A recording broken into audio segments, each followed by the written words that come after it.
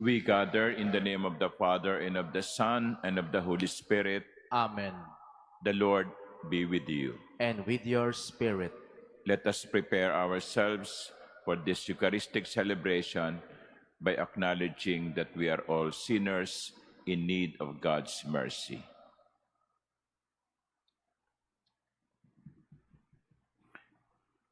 You came to gather the nations into the peace of God's kingdom.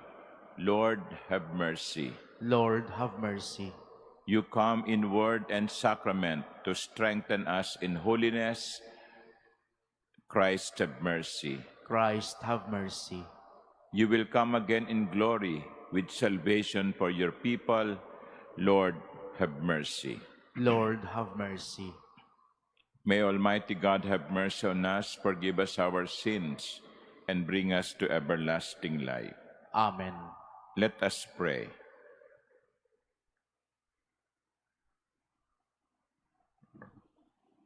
O God, eternal majesty, whose ineffable word the Immaculate Virgin received through the message of an angel, and so became the dwelling place of divinity. Filled with the light of the Holy Spirit, grant, we pray, that by her example we may, in humility, hold fast to your will. Through our Lord Jesus Christ, your Son, who lives and reigns with you in the unity of the Holy Spirit, God, forever and ever. Amen. Please be seated.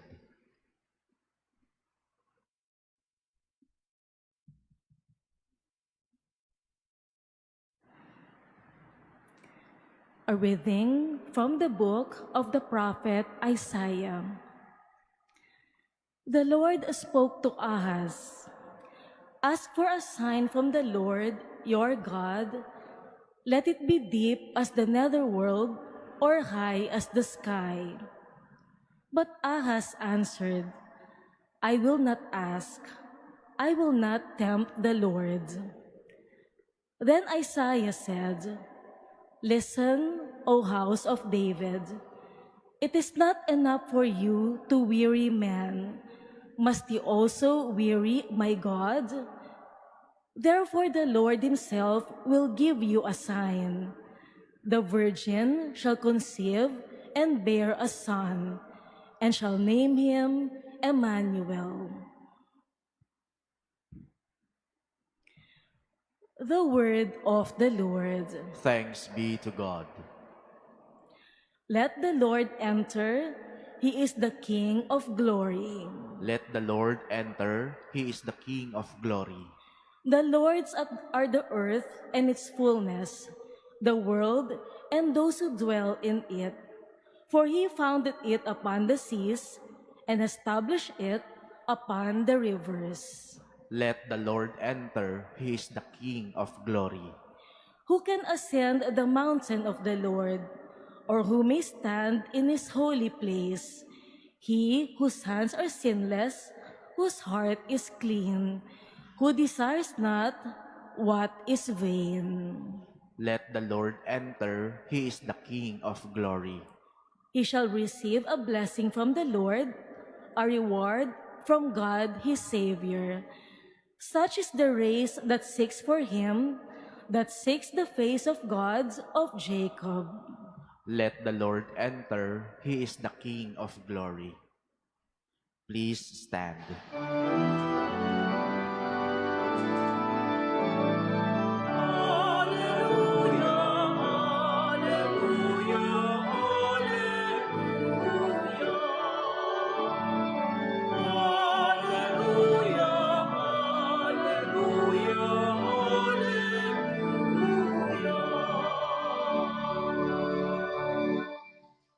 O Key of David, opening the gates of God's eternal kingdom, come and free the prisoners of darkness.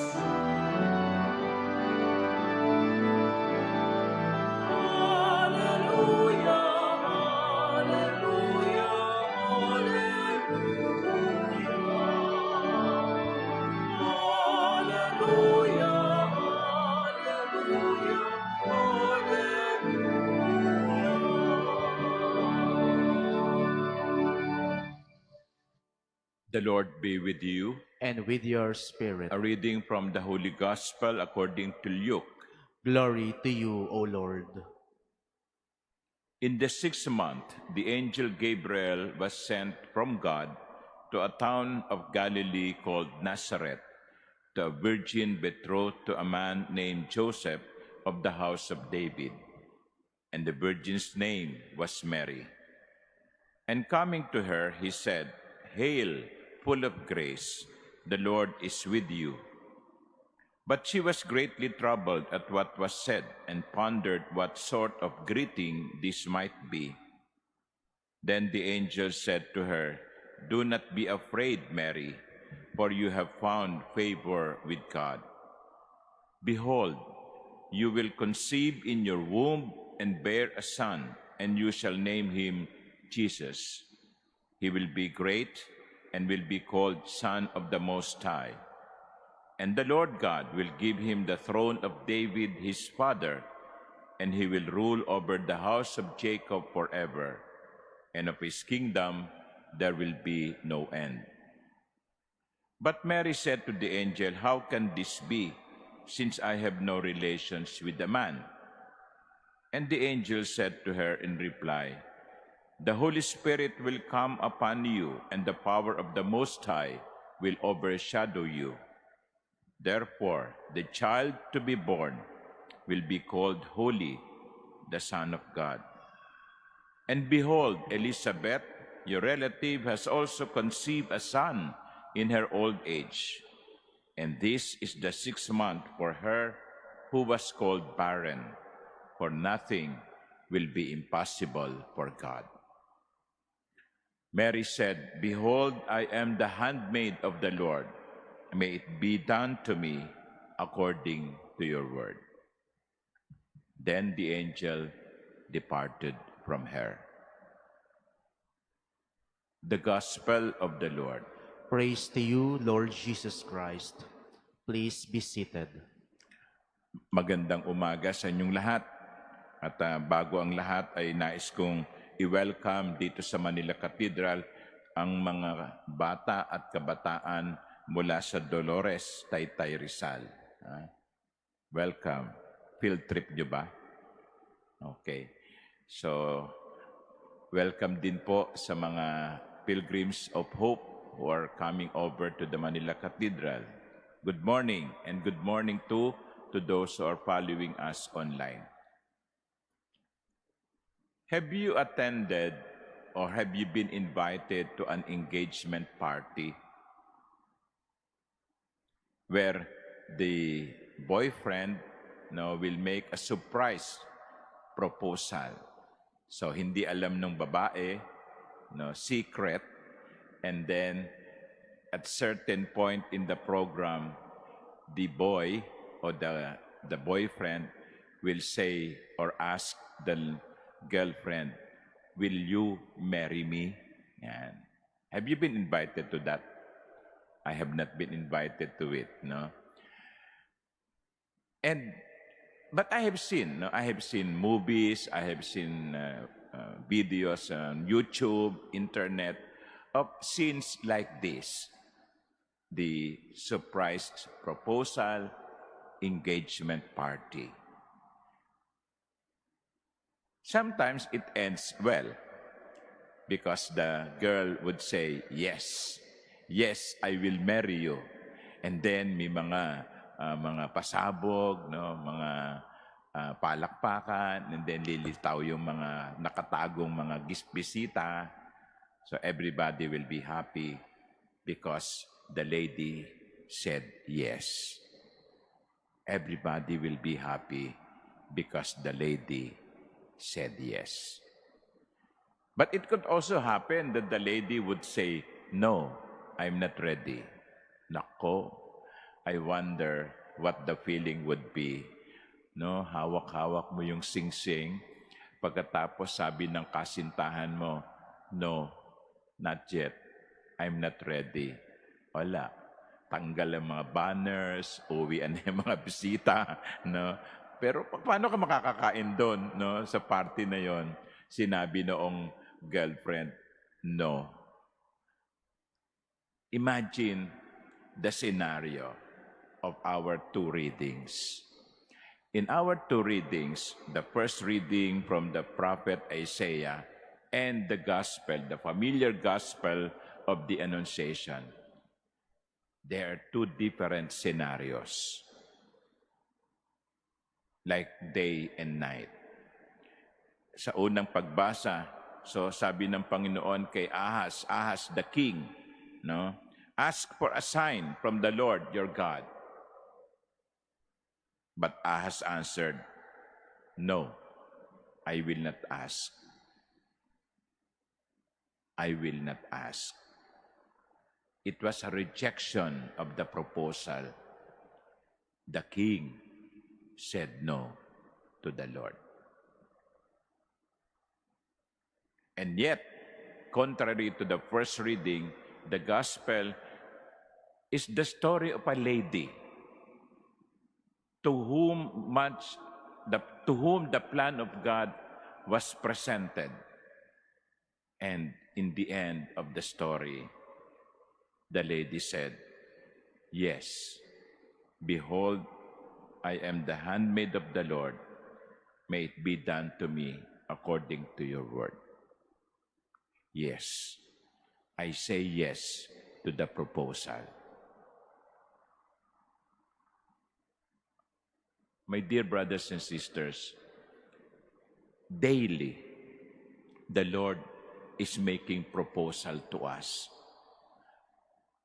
Araw-araw, ang Diyos ay nagpapahayag ng kanyang gusto sa atin. Ngayon, ang tanong ay ito, ano ang ating isinasagot? Pagsang-ayon o pagtanggi? Pagsunod o pagsuway? Imagine, in the engagement party, the guests were waiting for the lady's response. And when the lady says yes, everybody celebrates. You see, yan din pong isang wag nating kalilimutan. Kapag tayo ay umo-oo o sumasag o humihindi, hindi lamang po tayong apektado.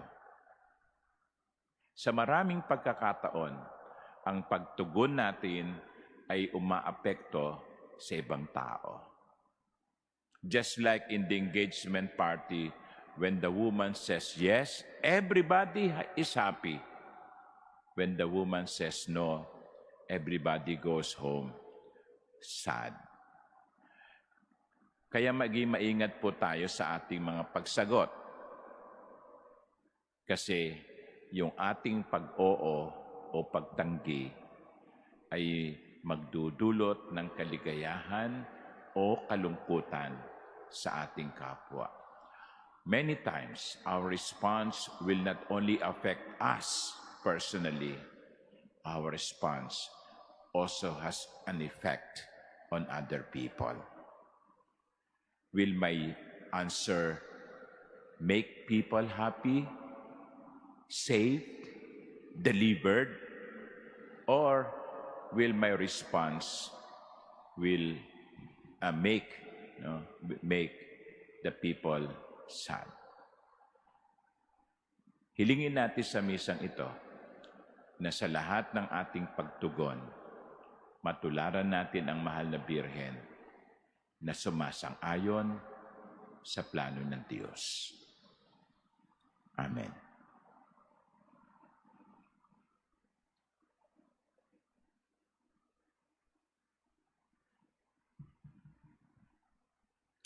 Please stand.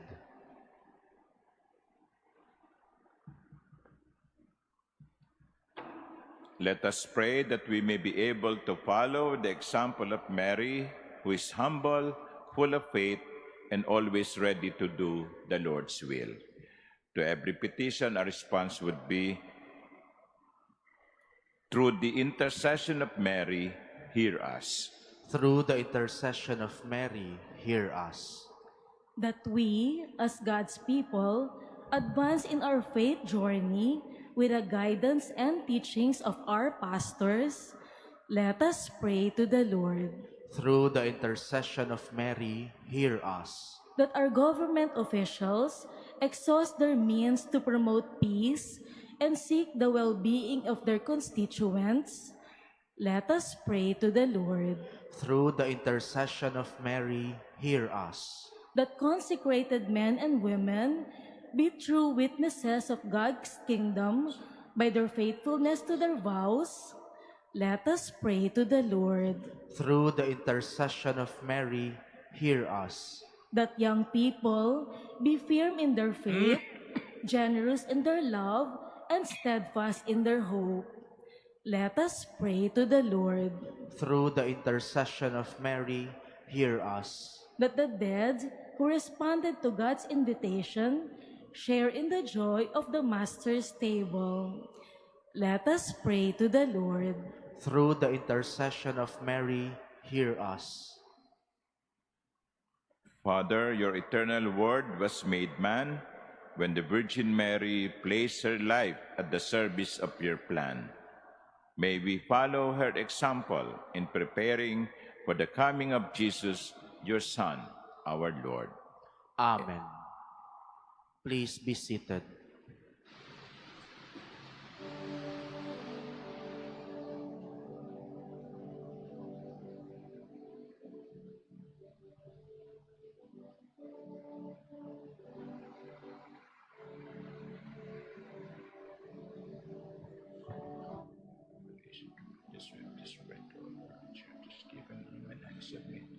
Will become for us the bread of life.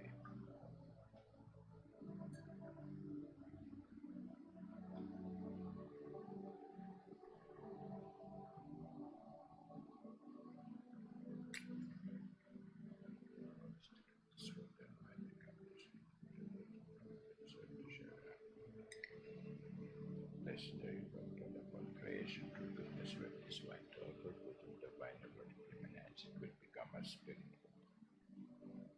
Receive us of this worship. Lord,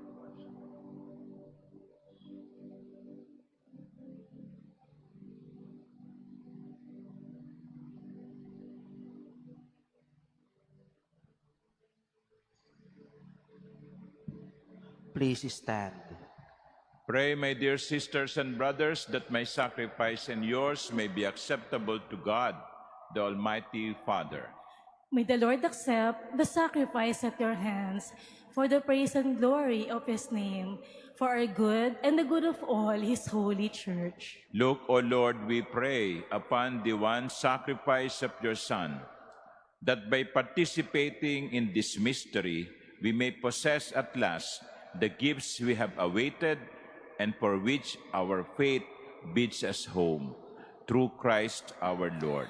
Amen. The Lord be with you. And with your spirit, Lift up your hearts. we lift them up to the Lord. Let us give thanks to the Lord our God. It is right and just. It is truly right and just, our duty and our salvation, always and everywhere to give you thanks, Lord, Holy Father, Almighty and eternal God, through Christ our Lord. For all the oracles of the prophets foretold him, the Virgin Mother longed for him with love beyond all telling. John the Baptist sang of his coming and proclaimed his presence when he came. It is by his gift that already we rejoice at the mystery of his nativity, so that he may find us watchful in prayer and exultant in his praise. And so with angels and archangels, with thrones and dominions, and with all the hosts and powers of heaven, we sing the hymn of your glory, as without end we acclaim. Holy, holy, holy Lord, God of hosts, heaven and earth are full of your glory. Hosanna in the highest. Blessed is he who comes in the name of the Lord. Hosanna in the highest. Please kneel. You are indeed holy, O Lord, the fount of all holiness. Make holy, therefore, these gifts, we pray, by sending down your Spirit upon them, like the dewfall, so that they may become for us the body and blood of our Lord Jesus Christ. At the time he was betrayed and entered willingly into his passion, he took bread and giving thanks broke it and gave it to his disciples, saying, "Take this, all of you, and eat of it, for this is my body, which will be given up for you."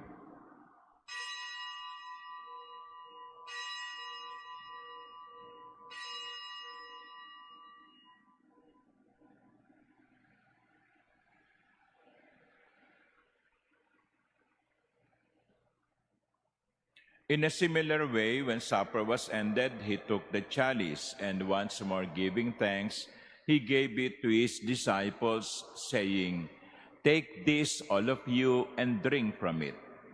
For this is the chalice of my blood, the blood of the new and eternal covenant, which will be poured out for you and for many for the forgiveness of sins.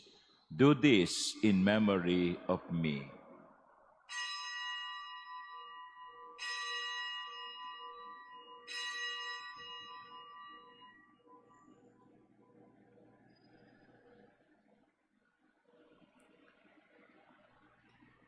Please stand. The mystery of faith.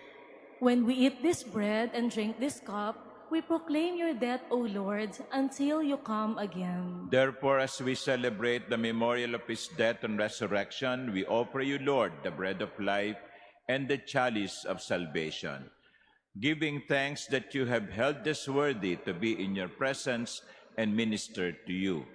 Humbly we pray that partaking of the body and blood of Christ, we may be gathered into one by the Holy Spirit.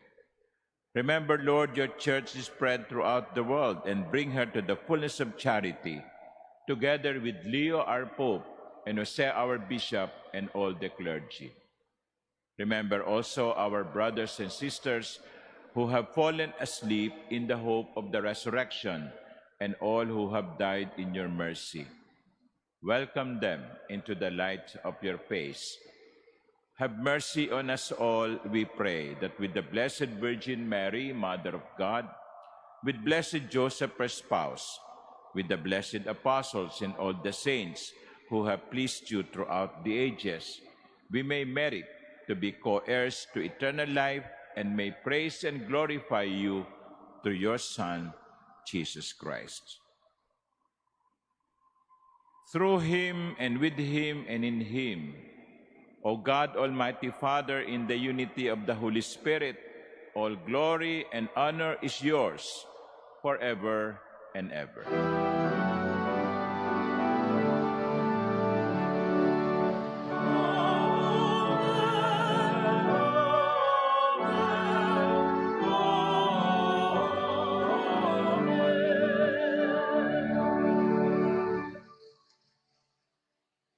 At the Savior's command and formed by divine teaching, we dare to pray.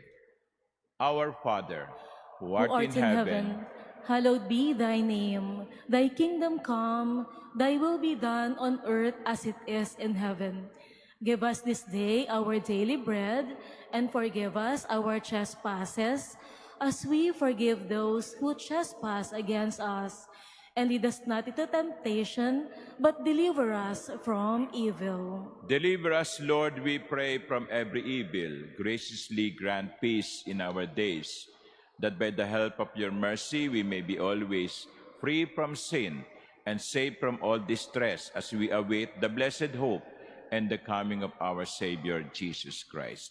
For the kingdom, the power, and the glory are yours, now and forever. Lord Jesus Christ, who said to your apostles, "Peace I leave you, my peace I give you," look not on our sins, but on the faith of your church, and graciously grant her peace and unity in accordance with your will, who live and reign forever and ever.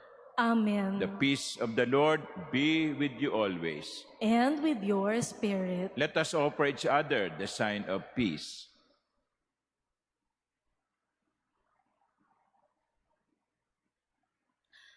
Lamb of God, you take away the sins of the world, have mercy on us.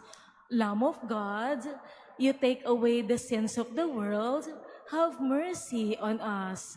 Lamb of God, you take away the sins of the world, grant us peace. Please kneel. Behold the Lamb of God, behold him who takes away the sins of the world. Blessed are those called to the supper of the Lamb. Lord, I am not worthy that you should enter under my roof, but only say the word, and my soul shall be healed.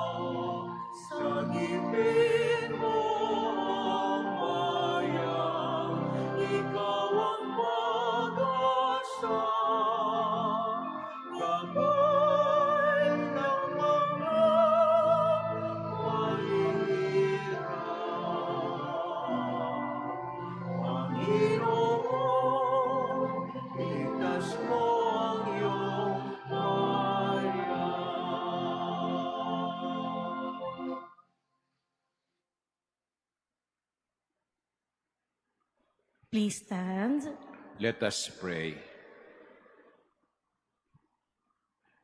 Grant divine protection, O Lord, to those you renew with this heavenly gift, that to those who delight in your mysteries, you may give the joy of true peace through Christ our Lord. Amen. Please kneel. And together we pray. Heavenly Father, you led your people out of slavery as a pillar of cloud by day and a pillar of fire by night. in this time when shadows of deceit and corruption cloud our land, shine upon us your light that scatters all darkness. We confess that we ourselves have often walked in darkness, in our silence, in our compromises, and in our indifference. We have allowed corruption to grow and falsehood to spread. Forgive us, Lord, and cleanse our hearts of this grave moral evil that robs the poor of bread and the nation of hope. Give us leaders after the heart of your Son, shepherds who serve, not wolves who devour. By the power of your Holy Spirit, give us the courage to reject lies, expose deceit, uphold justice, and defend the truth. In all our dealings, whether public or private, that integrity may flourish in our land like a river, and righteousness like a mighty stream. O God of justice and mercy, make our nation a vineyard that bears good fruit, not poisoned by greed, manipulation, and selfishness, but nourished by honesty, compassion, and love. We ask this through Christ our Lord. Amen. Mary, mirror of justice. Pray for us. Saint Michael the Archangel. Pray for us. Saint Lawrence Ruiz and Saint Pedro Calungsod. Pray for us. Please stand. The Lord be with you. And with your spirit. And may Almighty God bless you, the Father, and the Son, and the Holy Spirit. Amen. The Mass is ended. Go in peace. Thanks be to God.